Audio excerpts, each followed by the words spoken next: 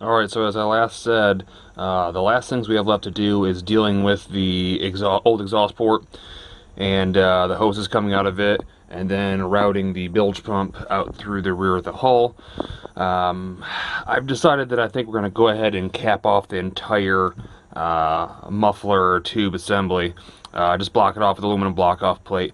And the reason why, I can't get anything to cover that top, and I don't feel safe being underwater and worrying about the water coming back up in there if something was to pop off, because it'd immediately sink. Um, so what we're left doing is we have this hose that's coming in from the jet pump, and that hose typically runs, it's a cooling hose that runs through the engine, back out of the engine, and then into that port down there, the exhaust. So I was just going to run it to that, but now that I can't do that, I think what I'm going to do is I'm going to run a through-hull bilge hole up on the top here and run it straight out the back. I could probably block it off, but I don't know if that's going to cause cavitation. So what we went ahead and did was we purchased this one here for that. I'm sorry, this one is for the bilge. Then this one's going to be for the coolant hose to run out the back. So they'll be side by side next to each other, basically back here. So we're going to do that, and I'll get you an update when we're done. Alright, and here you'll see we went ahead and drilled our two 1 1/8 inch holes with a simple hole saw bit. Pretty straightforward. Now we're going to install the bulkheads. Alright, and there you'll see the bulkheads are fitted. Here's a view from the inside. So again, you're going to see that the bilge pump will be going to this one here, and the jet pump will be running to this one here. So technically speaking, when we're running, or moving in the water, the tube coming out of there running out to here is kind of be like one of the wave runner rooster tails. I don't think it's going to be that powerful by any stretch because it's a much larger diameter, but it'll be constantly pumping water out when we're moving out of the back here. Alright, so check it out, guys. There you have it. Both the hoses are run to both the rear bulkhead fittings. Again, first one coming from bilge pump, second one coming from jet pump to exit straight out the back. Last thing we have to do is work on this exhaust and capping it off. Alright guys, I don't know how well you can see this back there. And basically what it is, that is the part that goes into the flange that's inside the hull. That has to be removed from the inside of the hull. However, we have to remove 4 Allen bolts to get that unit out. They're very tight to get to, so yes, it's possible to use a typical Allen key. It's very tight, especially that bottom forward one. It would actually be easier for you to remove the entire jet pump by simply removing the one 10mm bolt coming through the steering shaft here, and the 4 17mm nuts that hold in the back and pull the jet pump straight out. Again, I would do that, but you can see I have an excess amount of silicone. This has probably been out before, and it does not want to come loose. And while you can pry it and break it loose, that could lead to other problems, so I'm not going to do that. I do have tools that will fit in here.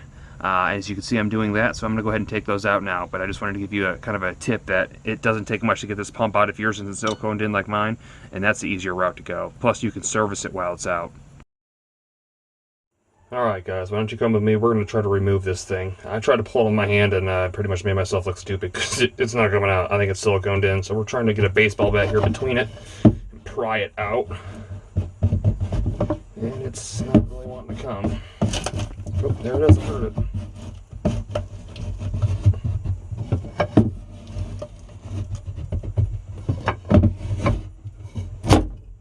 There it is. Success. There it is. The old exhaust port. Now, you might be wondering what I'm going to do to block this thing, and I'm going to show you here in a second. Alright, well here's what we're going to do. We got ourselves a piece of sheet of aluminum. It's about 1/8 inch thick. We are going to go ahead and outline the unit itself with basically a permanent marker, and then I went ahead and got a small drill bit and tapped through the tops to give me markers to where I have to drill. And I'm going to go ahead and drill slightly larger holes than what we have through this because we need the bolt to slide through, where this acted as the nut before, or the nuts before. So I got those marks marked already. We're going to cut this out. I'll see you in a minute. Alright guys, so here it is, the actual plate itself.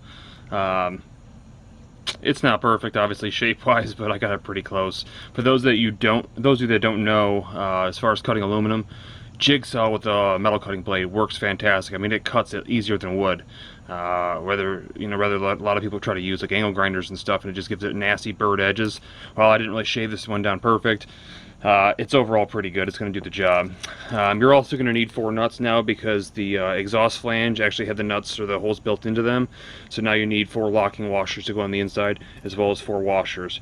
Now I'm actually going to use regular hex nuts in the back here, as opposed to the Allen nuts, because for future reference, if I ever have to get them out, it's a lot less headache with an open end wrench than it is an Allen wrench. So kind of one of the things that I'm going to be doing. You guys can do whatever you want. It's not necessary. Again, I'm just thinking of ease in the future. For whatever reason I had a leak or anything happened, or I wanted to reconvert it back to gas, I don't know why I would. So that's it. We're going to get it put in right now. One more thing, guys, before I install this, obviously we need to go ahead and put some kind of sealant around it. I am actually using 100% silicone, and what I'm going to be doing is I'm actually going to be putting the plate on the outside of the ski. I'm putting the bolts through from the outside in, much like the originals were, but then when I'm done, I'm going to go ahead and put a layer of silicone on the inside too, just to confirm that it's sealed, because obviously we don't let any water in or whatever. Alright, there it is, guys. There is the, I guess the block-off plate you can call it for the exhaust. And look at the inside. And you can see how I use the hex nuts. Way easier than using those Allen keys. If you get a chance, or if you're able to use them, definitely go that route. Alright guys, it's raining now, and that's it for our electric Sea-Doo build. I've went through and dotted my I's and crossed my T's and made sure that everything was buttoned up and we're not missing anything. And I think at this point, we are ready to go. I hope you enjoyed the video. If you have any questions, feel free to ask. Please throw a like and subscribe if you're into this kind of thing. We're looking for the next build, but the next video you're going to see is us on the water testing this thing out and seeing if it was worth our cost and money and effort into putting in to make this thing. So after that, we'll talk about total build costs and if we hit our budget of $500. Talk to you soon.